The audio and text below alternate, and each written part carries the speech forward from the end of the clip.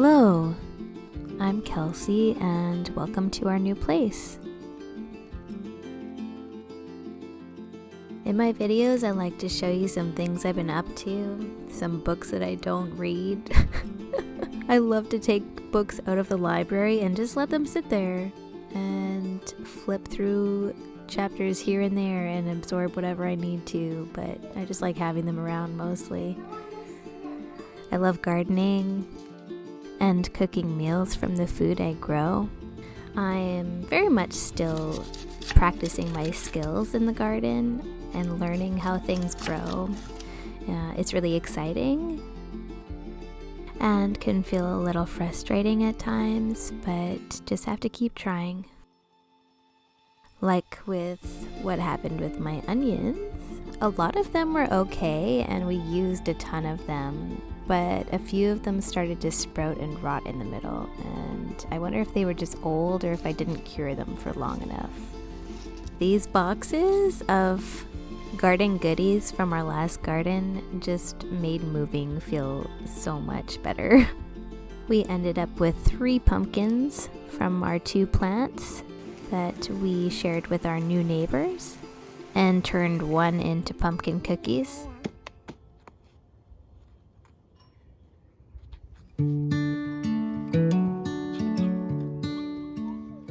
Some clips from when we first moved here.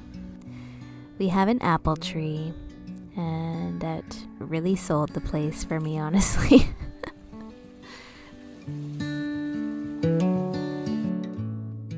We have a narrow and kind of long yard now, but it's ours, and we're planning on putting in some raised beds along the left side there, and those will face south.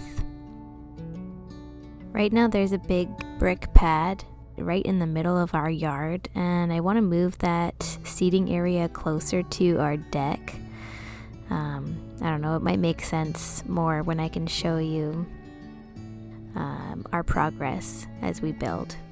But let me know if you guys have any ideas for how we could organize our backyard. Since this is the old one. On to some sourdough. Guys, I'm a nerd for sourdough. I don't know, I just really like it. It makes baking really have a lot of flavor and chewy texture that I really like. These cinnamon rolls turned out really well.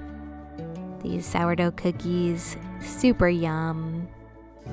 From Farmhouse on Boone, liked her recipe a lot.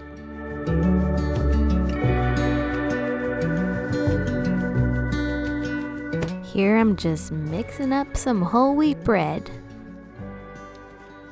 And while I do that, I'll just talk about some things that I'm looking forward to growing in the garden this year. Herbs, of course. Herbs just level up your cooking so much, and you really don't need that much space to grow them. They're some of the first things that I start growing indoors just because I am so excited to grow something, and it's nice to have herbs around. Herbs, carrots, cucumbers. I want to try iceberg lettuce this year, romaine, spinach, beets. Gonna want to do zucchini again. I picked up a dwarf variety, so hopefully that will work well in my small space. Peas, beans, of course my onions, kale we love. I want to try rutabagas this year.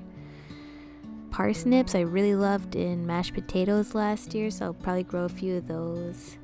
I have asparagus growing from seed, but I'm not sure if I should put it in my small space garden where I will have kids running around. I heard it can get a little bit itchy or really itchy, kind of depending on the person, I guess, but yeah, kind of thinking we might not have room for that. Unfortunately, I don't know. Do you guys think there's a way we could make it work with asparagus? I know they can get pretty wild, so tomatoes. I want to grow a paste variety so I can learn how to can my own tomato sauce this year. I also want to have some cherry tomatoes for fresh eating and some slicers for sandwiches. Sweet peppers and ground cherries I've never grown before. I would like to try those. Is there something new that you're excited to grow this year?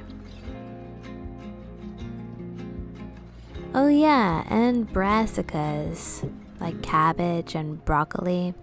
Mine have just always gotten ravaged by the cabbage moth and its worms, so I am a little reluctant, but I might as well just try some under a net and see how they do. Despite the losses and fails in growing food, I still think it's such a worthy endeavor and something that we should all learn how to do in some capacity. And there really is nothing lost, only knowledge gained. And I'm a huge believer that the best food that we can eat is the food that we grow ourselves. This bread is so good, especially with sprouts. I love a sandwich with sprouts, and they're so easy to grow yourself too. Don't even need soil. And all you need is a tiny glob left of your starter to restart it again. You don't even need that much, even just the scrapings on the side. Now music masks are here. Hi, Green Eyes.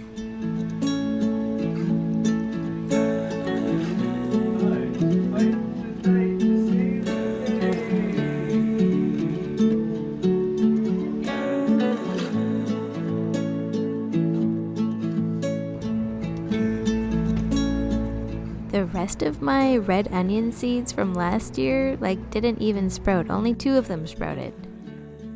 And then when I went to go find more at the store, I couldn't find any.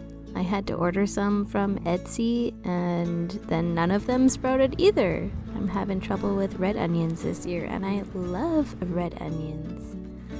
Hopefully I get a few. I really should have just ordered my red onion seeds from West Coast Seeds because they are very reliable. This is how I keep all my seeds. I learned this from Jess of Roots and Refuge Farm. Such a clever way to organize your seeds. Way better than Ziploc bag inside of Ziploc bag method.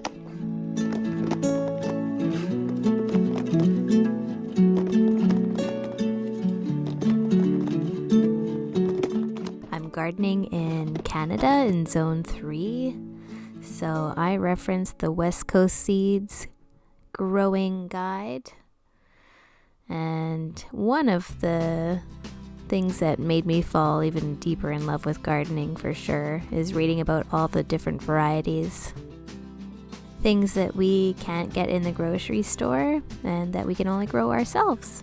So another reason to grow. Tried out these awesome puff pancakes. I learned about these from More Than Farmers, and these use up a lot of eggs, so if I had chickens, I would be making these all the time.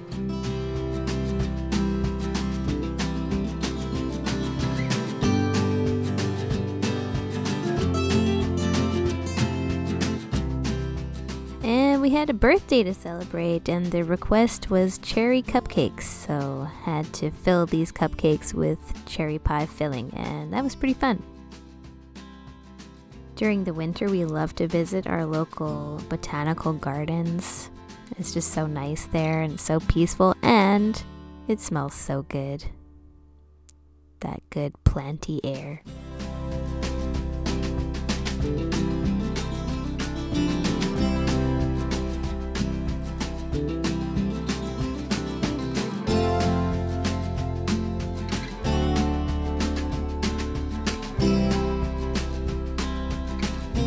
Well, who lives here?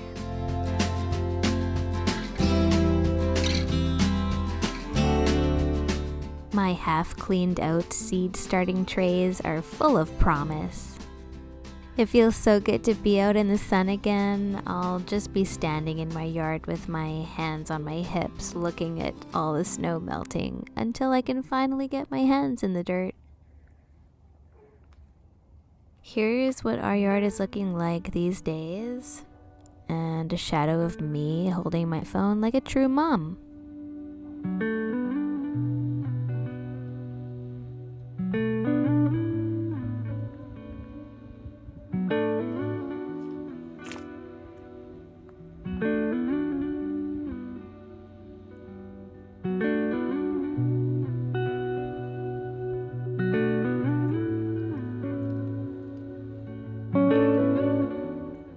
Please tell me why I'm using this old rusty fire pit to hold my pots.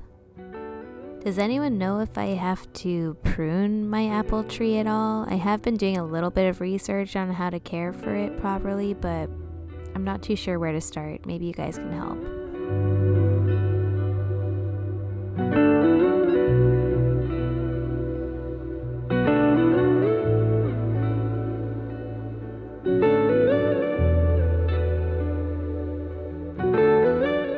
These rocks are really nice, but we're gonna have to move them to put our raised beds here.